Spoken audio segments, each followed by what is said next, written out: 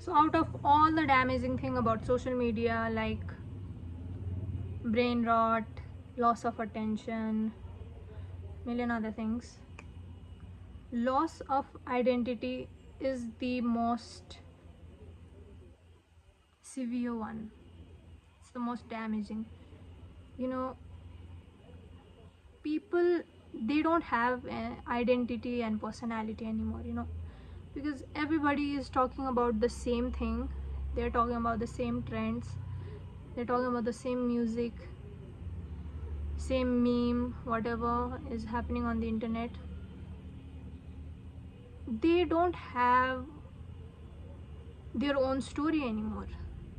Their whole life is based on what is happening in the social media area. It's what they think about, it's what they eat, it's what they wear, it's what they feel. It's everything about them is controlled by social media. They don't have a sense of self. They don't have something extra to talk about. They don't have their own story to present. And I look at these people, I talk to them, and I just feel like, what even is happening?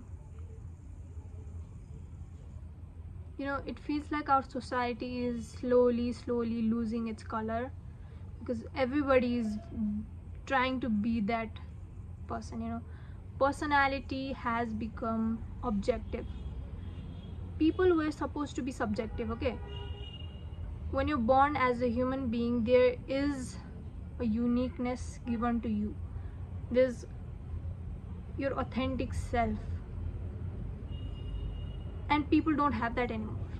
That is what your authenticity and your uniqueness is, what makes your existence matter, and people don't have that anymore now. This is the most damaging thing about social media, that it's converting people into subjective objects almost. They don't have a uniqueness, they don't have authenticity, they're just what the trends are. And in order to be authentic, you need to listen to your heart. You have to follow what your heart is saying, okay? Not what your brain is saying.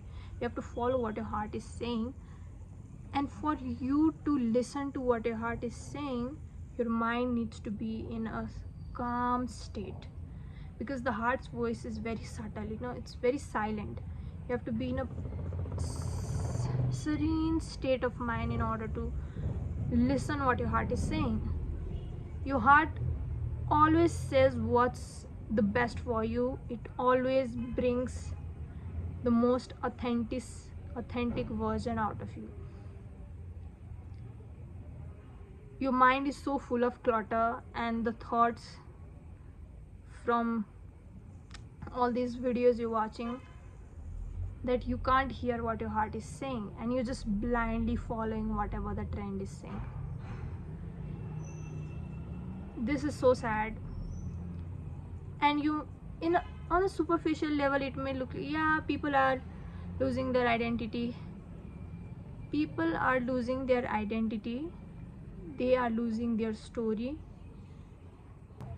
And I'm genuinely scared for the future, because people don't have their own identity anymore and their own story to share.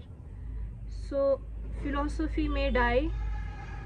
There won't be people who will read philosophy, there won't be people who will write philosophy. They won't, because in order to write philosophy, you need to have a self identity, a story to share, which you don't have. And people won't read philosophy because they're busy on social media.